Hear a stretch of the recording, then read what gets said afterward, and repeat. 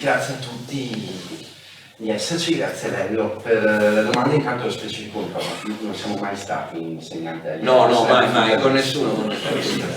Noi sì, ma lui non è finita male, con quest'altro sarebbe finita malissimo.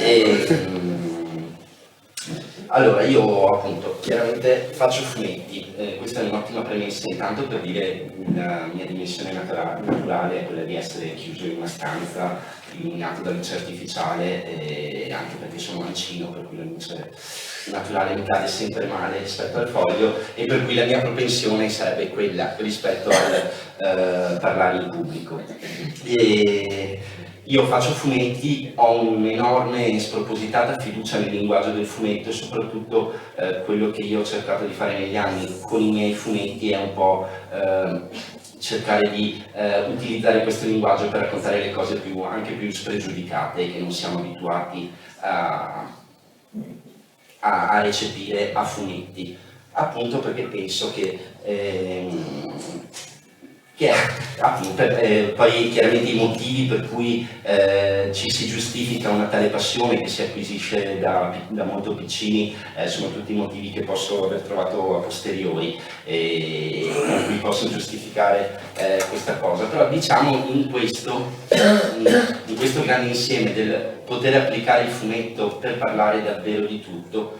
anche da una conoscenza di lunga data proprio con Lello. È da anni che lavoriamo su questo concetto del Poetry Comics e per cui anche scandagliamo quelle poche esperienze al mondo che ci possono essere state di questo tentativo di mettere insieme questi due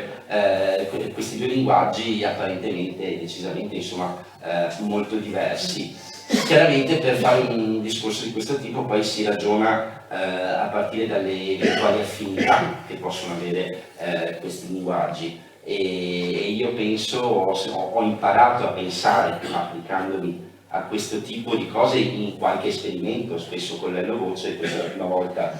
non lavorando sui tuoi versi e chiaramente pensando alle affinità tra questi linguaggi non può non venire in mente che lo scorrere delle vignette detta il tempo proprio come lo scorrere delle parole e sono tanti i modi in cui il fumetto, anche radicalmente differenti e contraddittori tra loro, può prendere un rapporto con la poesia. Parlavamo oggi a casa di Lello di questa cosa che tra l'altro è un po' il motore di quello che ha mosso i primi esperimenti che facevo con te, questa cosa dell'uso grafico della parola, no? Per cui riprendendo anche quella che è la cultura dei graffiti, dell'astrazione costante della parola, nel fumetto la parola, nei primi fumetti che abbiamo fatto insieme di questo tipo, la parola era un elemento del disegno, un elemento grafico che poteva fare diverse, poteva essere onde del mare, poteva essere semplicemente il grigio di sfondo di un qualcosa che accadesse e per cui lavorare su questo. Io devo dire poi, lavorando a questo fumetto, per questo dicevo ci sono tanti modi differenti, io ho voluto provare a pensare in modo molto diverso dai lavori precedenti. Appunto più a partire da questa suggestione che le vignette scandiscono il tempo, anche perché qui stiamo parlando di pop, no? Perché è connaturata questa cosa, vignette scandiscono il tempo, bisogna dare un ritmo. Io ho deciso di rappresentare praticamente tutto con una gabbia molto comune al lettore di fumetti italiano, le due vignette classiche in una pagina. Ho deciso che fossero 8 tavole il mio intervento, ho deciso che il mio intervento doveva essere un intervento di supporto al libro, non una narrazione esterna omaggiando magari Ave, eccetera, ma io volevo che il cuore di questa sequenza temporale al centro del libro fossero proprio i versi di Alberto, i versi di Alberto e le parti anche che ho trovato più caratterizzanti della sua opera, per cui il fumetto è un continuo alternarsi tra il suo scrivere questo murale, disegnare questo murale di Santa Bronx che dà il titolo al libro, e come contrappunto a questa cosa silenziosa, no? Immagino lo scrivere in silenzio con il rumore della bomboletta, l'attività performativa di Alberto. Per cui ho pensato che il fumetto doveva essere immediatamente dare queste due cose. Ho deciso di concepirlo un po' come una canzone, per cui aprendo a un certo punto, sia per omaggiare questo respiro caratteristico delle canzoni di Alberto, sia appunto per ragionare in modo,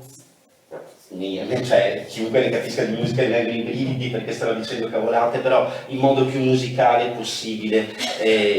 ragionando su carta. Ho voluto imporre un silenzio prima della fine, un silenzio